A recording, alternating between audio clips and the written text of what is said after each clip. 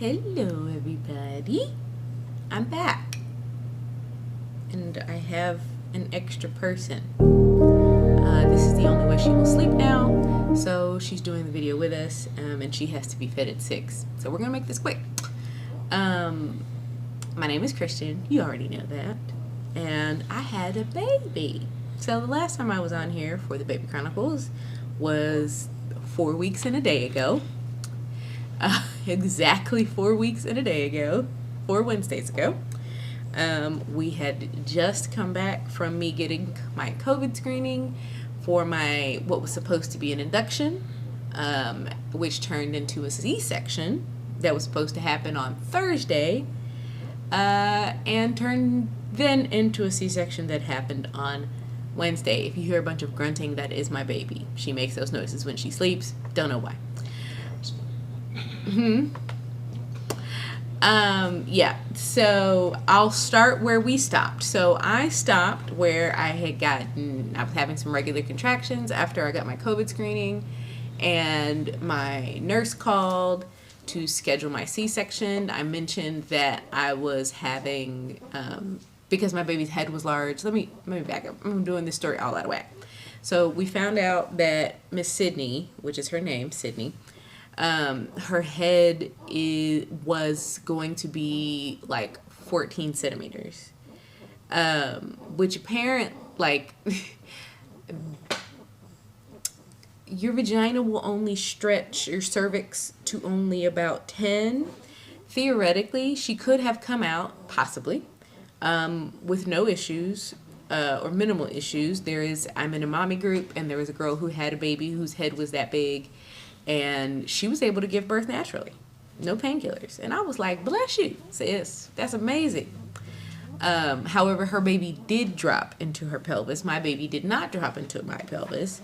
And the thought was that that was because her head actually wouldn't fit into my pelvis, which was what we were concerned about. So, so baby was too big. She was projected. I can hear the thing. I can hear that. Oh, okay.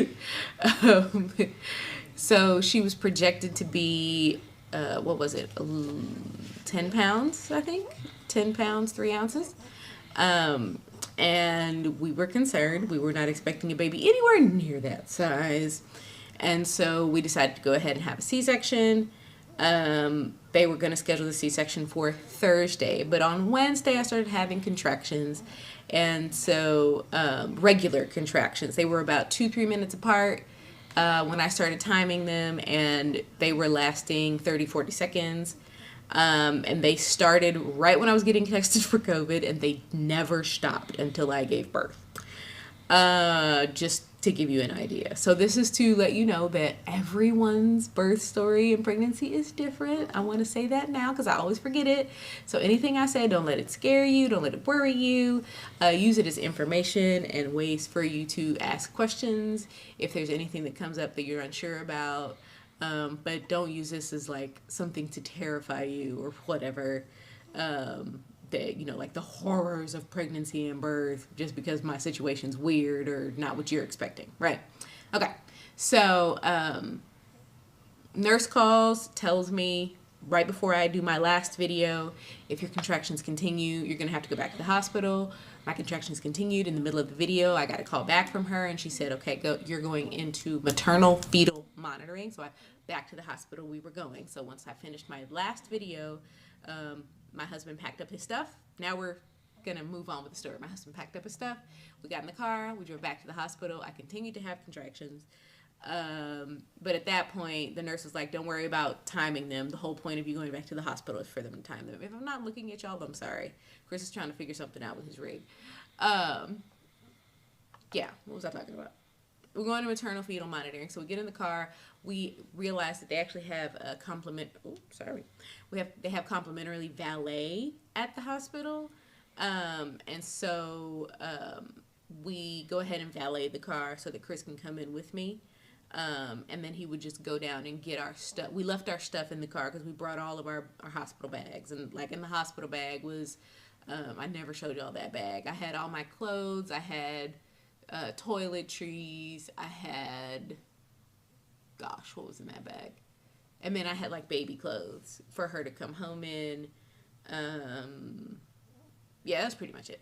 That was the majority of it. And Chris's bag was similar. And we actually ended up bringing our own pillows as well. Not that we got any sleep. So, yeah. So we go into maternal fetal monitoring. They hook me up to the stuff.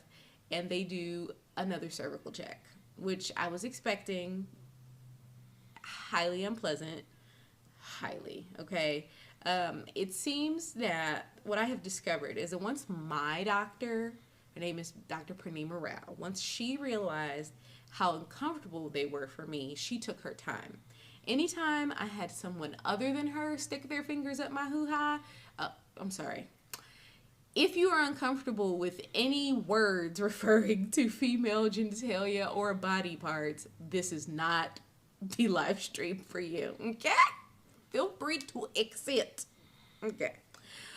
Yeah, anytime anybody stick their fingers up my vagina, besides my doctor, it hurt like, ugh. I literally almost kicked that nurse. But I had not progressed at all. I had been having contractions regularly for a while by then, like maybe an hour and a half, almost 2. They hooked me up to the monitor, and it showed exactly what I said. Actually, they were closer together. But like I said, they didn't hurt. So I was having zero progress. I was not effaced. I was not dilated. Nothing. I think she said it might have been half a centimeter. Nothing.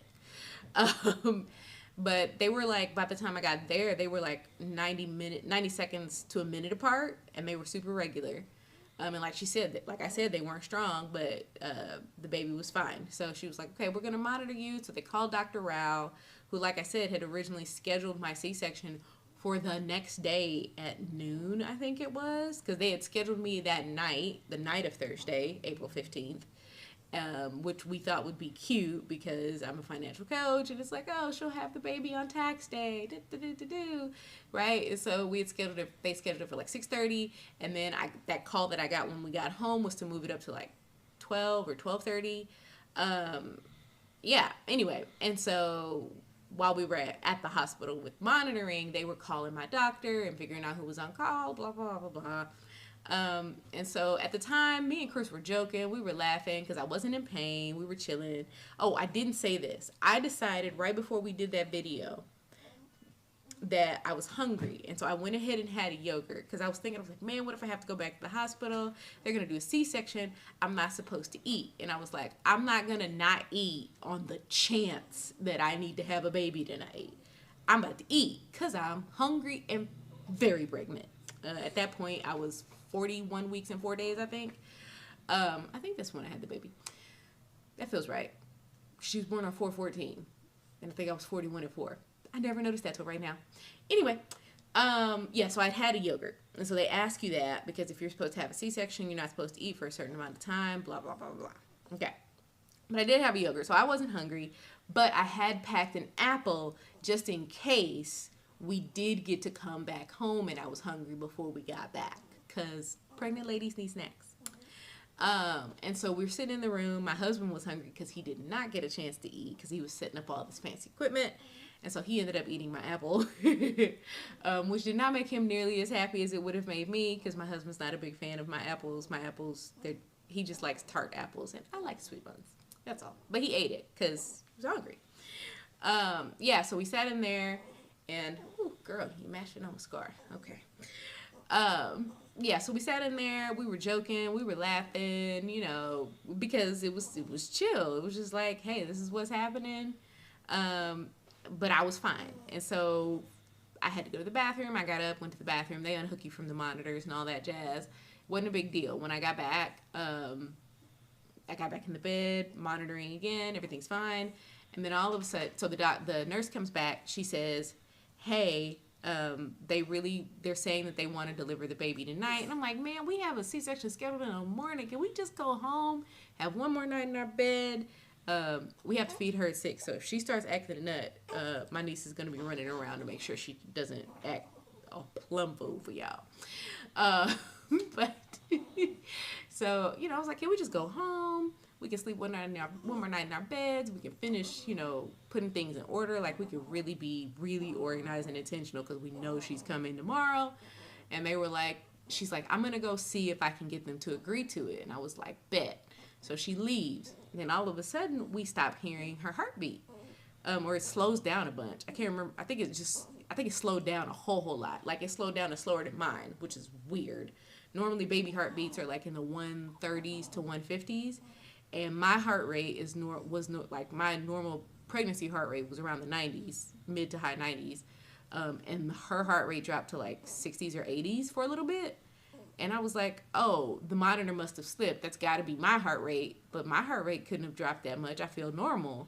That's like some I'm about to pass out type weirdness. And so right then the nurse came in and she was like, okay, let's see if we can reposition you and we can get this right. I'm sure it's nothing. And at that point I was like, I'm sure it's nothing, but what just happened?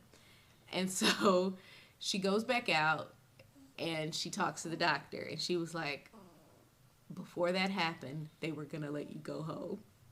But now they really want to deliver the baby today. So go ahead and call your family. Tell them you're having a baby today. And I was like,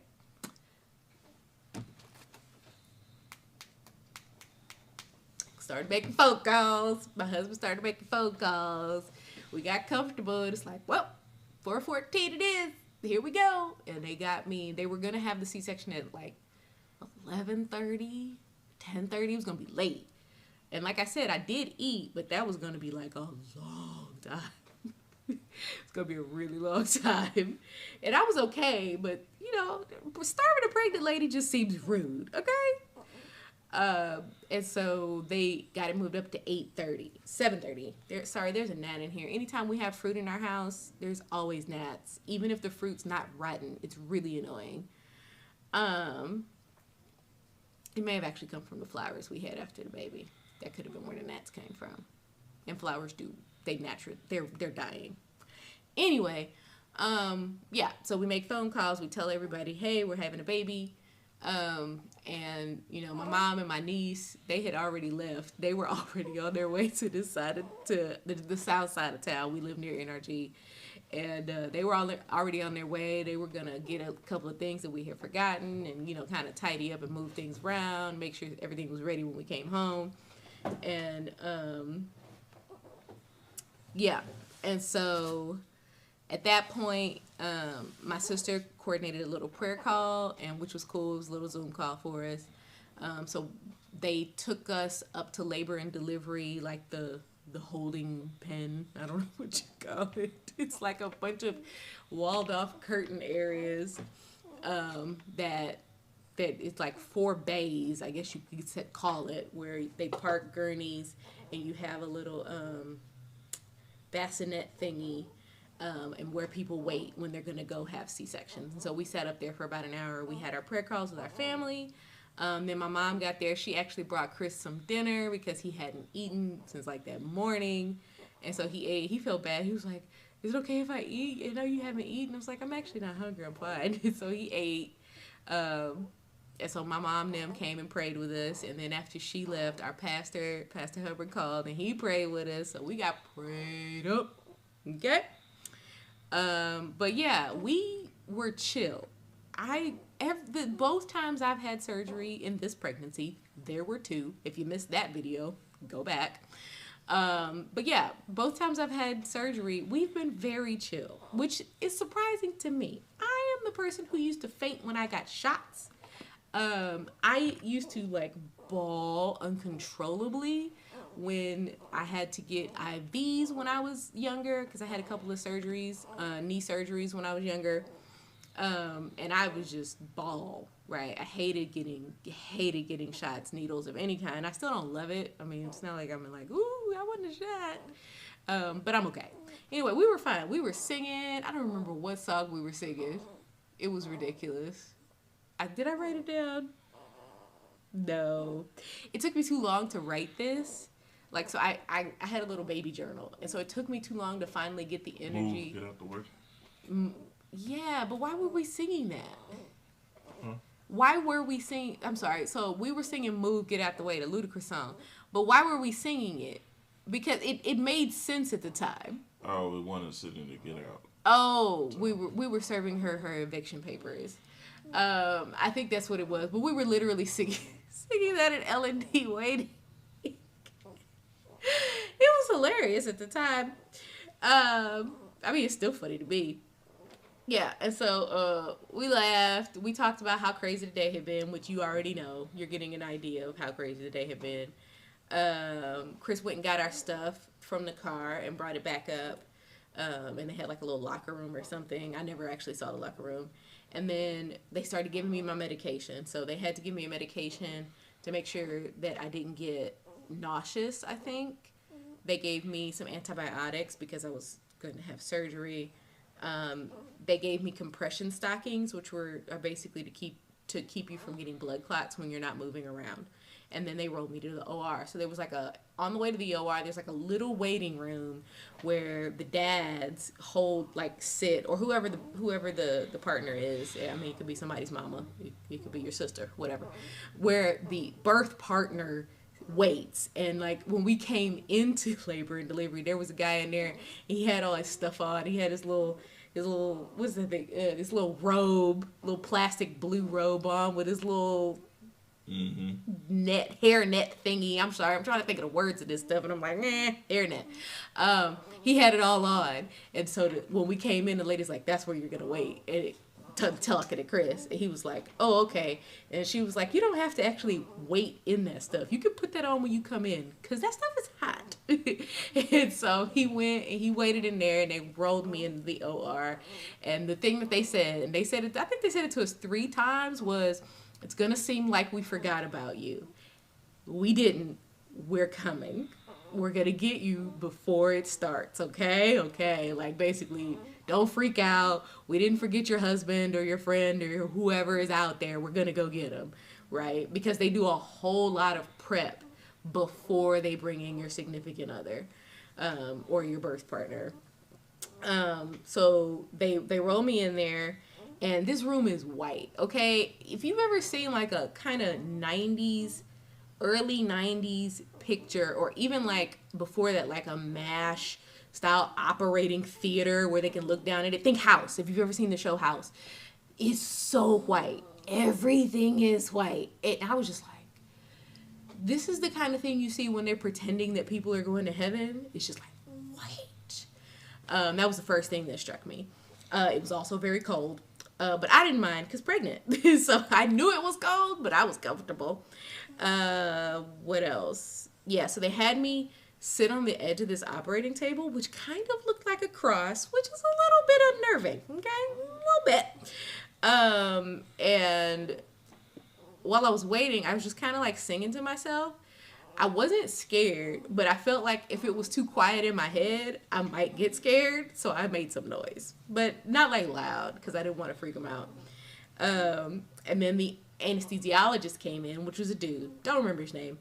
And he was like, "Okay, I'm gonna, give you your epidural." And I was like, "Okay, here we go." This is definitely, I was more afraid of the epidural than the surgery, personally. Excuse me, just because, like, you hear horror stories about everything from side effects of the epidural, it not working, them missing, permanent paralyzation. Side effect. Pay no mind to the man behind the camera. Yeah, anyway, and so that's the part I was scared of. Also, like, the administration of the epidural, I have heard, hurts like crap. And some people were like, "Oh, compared to your contractions, it doesn't hurt at all." And I was like, my contractions don't hurt. What now? Oh. Can we go get me a bottle? Yep. She's up a little early, guys. Sorry. See if we can buy a little more time. Layla's gonna get her a bottle. It may just be gas. I can hear her tummy rumbling. The things of motherhood. Anyway, where did I stop? Anesthesiologist. I was more scared of the administration of the epidural because my contractions did not hurt. So the idea that the epidural was going to be blessed relief doesn't work for me. Oh, she may have pooped. You stink. Perfect. She stinketh. She smells horrible. Yep, she smells horrible. So she doesn't need a bottle? You can pour it in the glass and just slide it in the fridge. But she definitely needs to be changed. Change. Anyway, so the dude comes in and he's like, he explains the whole procedure. He's going to poke me in the back with his like fingers. And then he's going to give me a stick with the Novocaine, which is to numb the area. It might not be Novocaine. Novocaine is for your mouth. It might be something else. Lidocaine. I don't know. Pause for the cause, y'all. I'm passing off my bundle of joy. But I have to relieve her from her bindings. She's currently in a baby carrier. Because that's the only way she'll sleep right now. Let them see her face.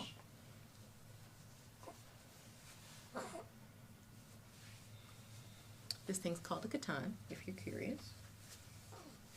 Not to be confused with the sword called katana. Hello. Say hi. Hi. Here you go. Hello, beautiful. All right. She gonna get a chain and then she gonna get a bottle. That's her reward for not screaming during Mommy's life. We better hurry up though. Okay, so he gives me the shot. He pokes around.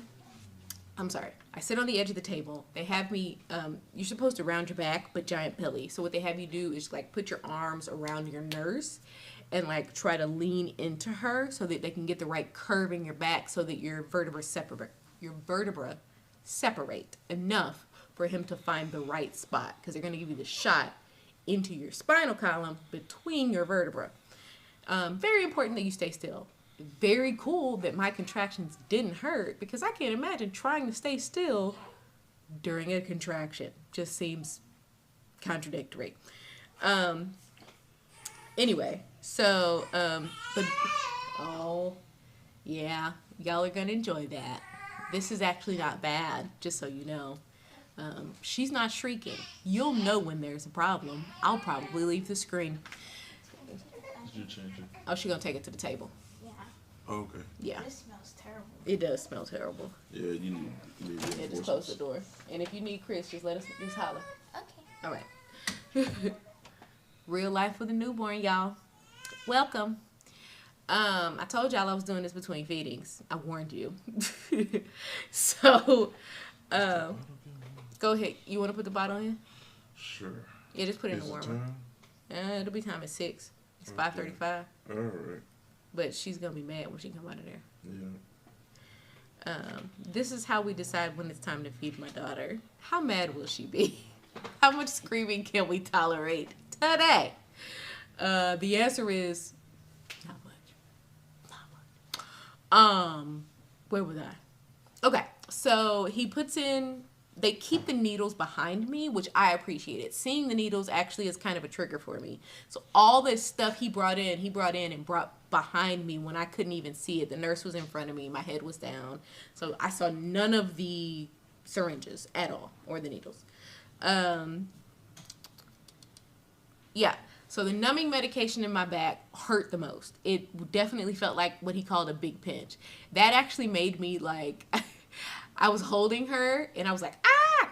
And I started, and I don't remember what I sang, but it made the other, so he's the anesthesiologist that administers the epidural. There's another one that's in there while you're doing the surgery, making sure, you don't have any side effects, that if something happens, they can administer some other types of medication really quickly. So they had 2 anesthesiologists. One came in temporarily, the other one stayed. So the one that stayed, the lady, when he gave me the numbing shot, I was like, oh, help me, Jesus, or something like that. And she was like, you have a beautiful voice. And I was like, thank you. He was like, that's the worst part.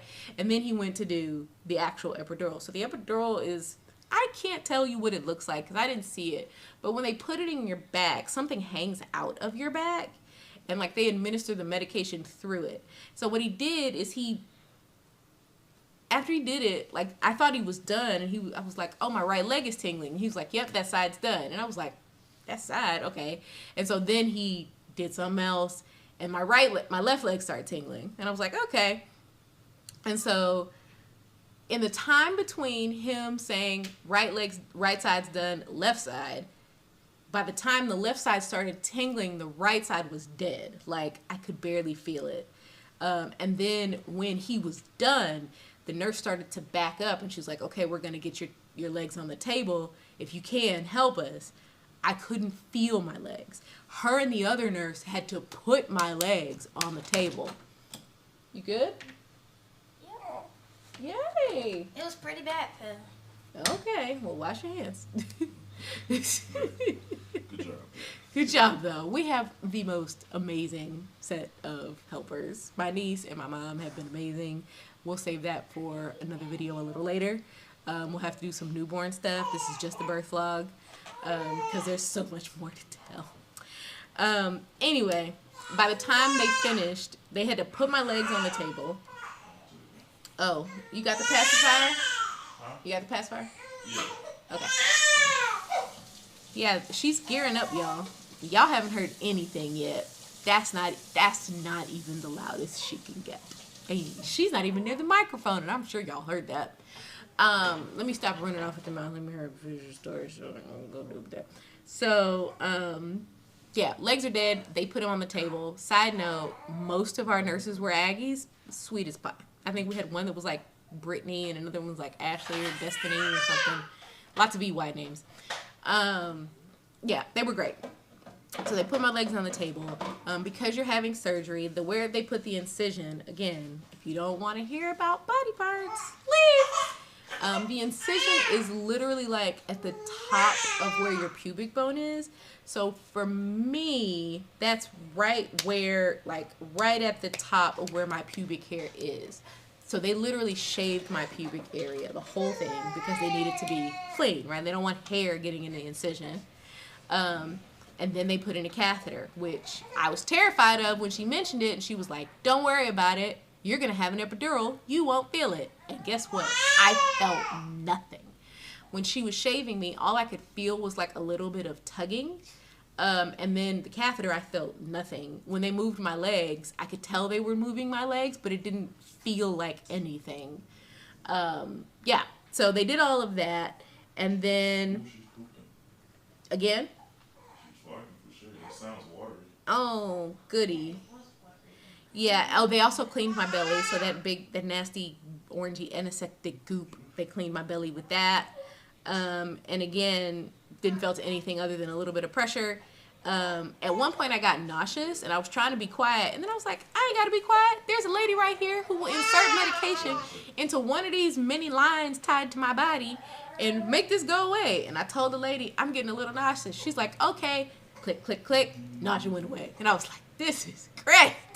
Now again, I'm stretched out like Jesus. Still freaking me out a little bit, but the medication's helping. So it actually made me a little bit drowsy. So I kind of closed my eyes for a second. I'm like, I'm going to take a nap. I'm not going to sleep through it. They're going to wake me back up. But as soon as I did that, they... Huh? So she vibrated my arm. I told you. So my daughter has farts that were like vibrate things. I had on a skirt one day and I literally saw like a ripple of wind and she just farted on my husband's arm. Look, man, that's real life. The timer? Mm-hmm. Bottle's ready. Yay, no more crying. So yeah. So the thing that woke me up is when I heard they pulled up the curtain. So when you're giving birth, they actually put a curtain like basically right under your boobs, so you can't see the operation and neither can your partner, whoever's there with you. At the time, he still wasn't there, and so at that point, like she said, I started getting a little nervous. I was like, they gonna come get my husband, but I ain't say nothing because she had told me 3 times that they would not forget to get my husband. And so the OB on call was another doctor, not mine. Her name was Dr. Potney, but I really only see my doctor in person with her mask on, so they look similar from the eyes up. But they don't actually look similar because I saw pictures of both of them later. What happened? Yeah. 1 second. There we go. It went off? Mm-hmm. Well, they heard you, but they couldn't see you. Oh, well, that's weird. I'm back. I didn't go anywhere. The camera just shut off. That means I need to shut up. Yeah, so she came in. She poked me with something and asked me if I felt it, and I told her it felt like static. and she thought I said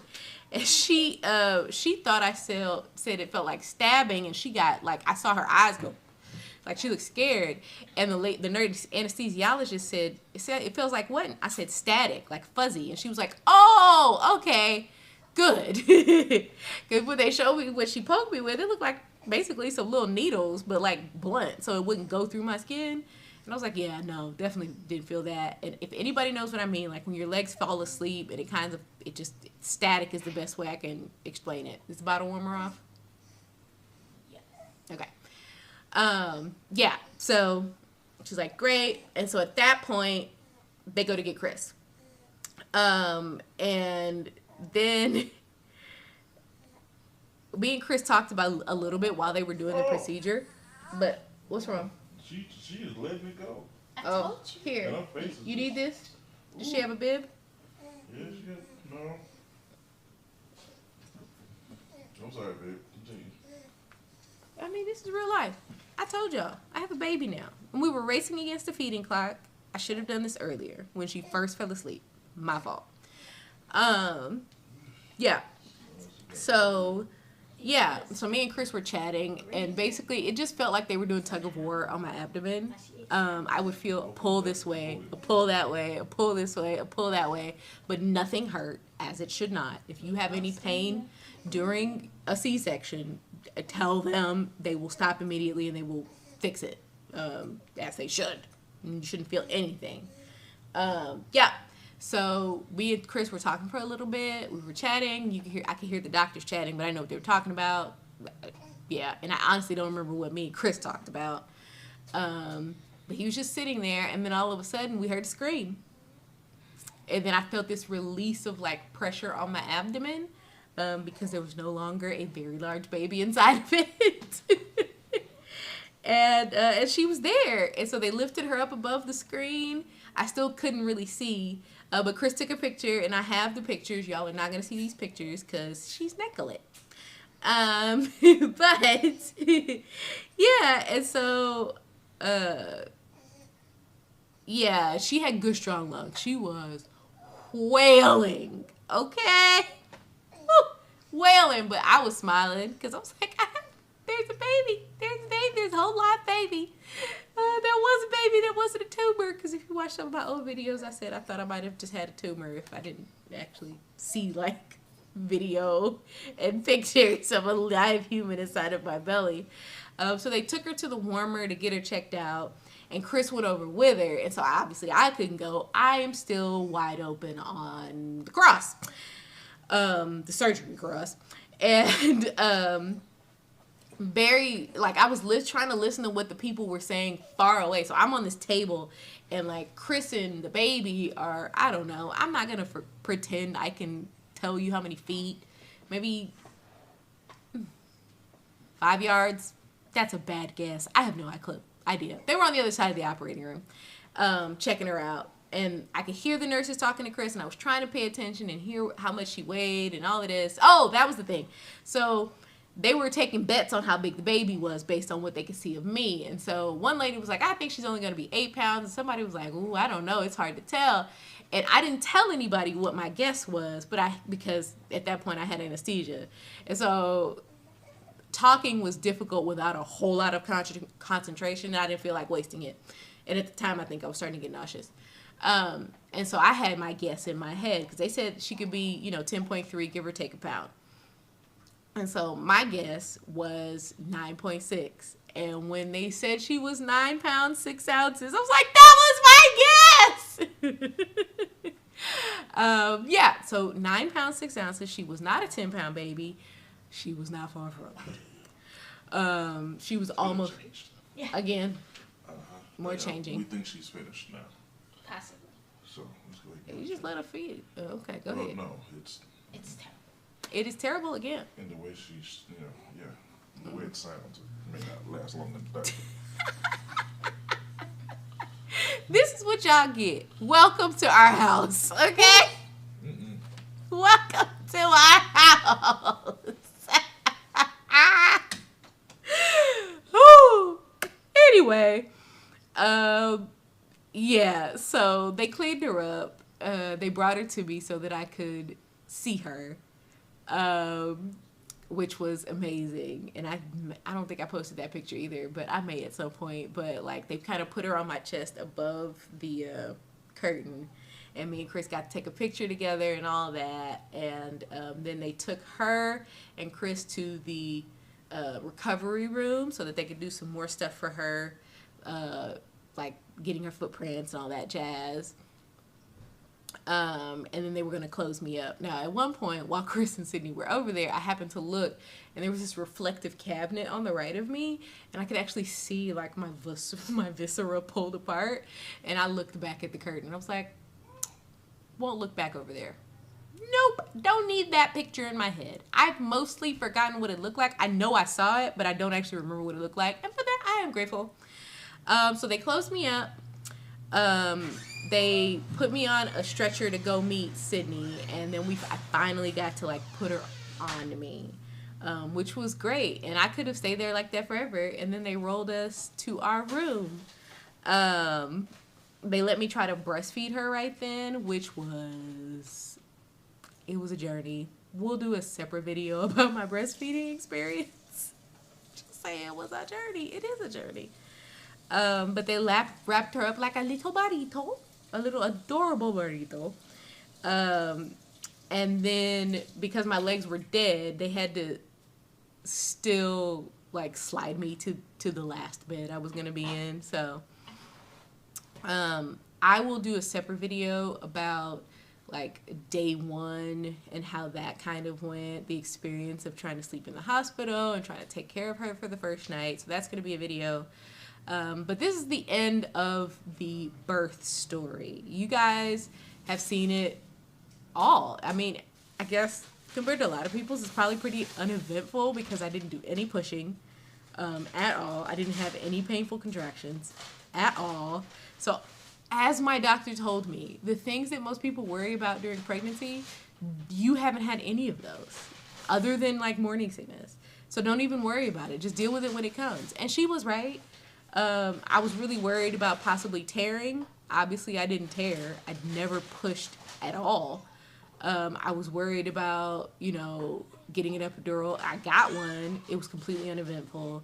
I was worried about how bad contractions would hurt. I didn't have any painful contractions. So I want to give this PSA. No matter what's going on with your pregnancy or even with your life, she's not happy. Just know that imagining all the worst case scenarios, it can be helpful. It can be helpful in some ways just because you can be like, okay, if this happens, what will I do? I'll deal with it, right? That's what me and Chris did when we were trying to figure out the whole cesarean situation. But at the end of the day, thinking about it, worrying about it, obsessing about it, it doesn't do you any good. And then if you obsess about it and it doesn't even happen, they're completely pointless. Finish feeding my baby. Mm-hmm. If you she's my baby too.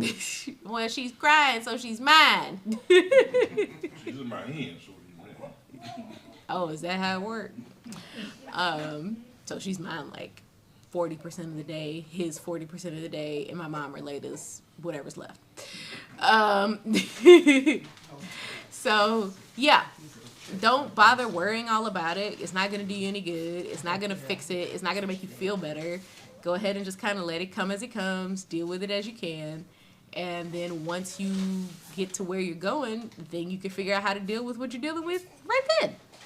So yeah, I am excited to do some more videos about a few other things. I can't say I'm becoming a mommy vlogger. I'm not going to say all that.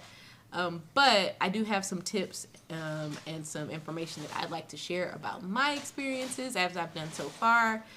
So like I said, I'm going to do another video about the hospital stay. I'm going to do at least one video about the things that have been really useful to me with newborn days and postpartum recovery for me with a cesarean, because obviously I didn't do any pushing, so I can't tell you about postpartum recovery for people who have vaginal births. A video about our breastfeeding journey, Gotta decide when to do that one because technically we're still on it. We'll talk a little bit about like must-haves for breastfeeding or formula feeding in general. Possibly a video about the things that were like a waste of money or that we should have got something else, but it's gonna take a little while for us to figure out what that stuff is. So those are the videos that I'm thinking of doing. If you're interested in any, all, or none of them, let me know. And yeah, that's pretty much it. So we have our 9-pound 6-ounce baby who was born on April 14th, currently hanging out with daddy and eating. Oh, yeah, go feed her so daddy can finish. I was gonna tell you to let her feed her. I didn't think about it. No hurry. Y'all ain't gonna get an earful if she don't get her bottle back. Yeah, so born on April 14th, 9 pounds, 6 ounces, almost 9.5. She is no longer that size. She is quite a bit bigger. My guess is that she's about 11.5. My mom thinking more like 12. And yes, she's 4 weeks old. We just got a big baby. And sis likes to eat. And we don't like to deprive her. Because you've heard what happens when you do. Okay? So yeah, thank you for joining me. If you have any questions, leave them down in the comments. And I will be back with you eventually. Bye.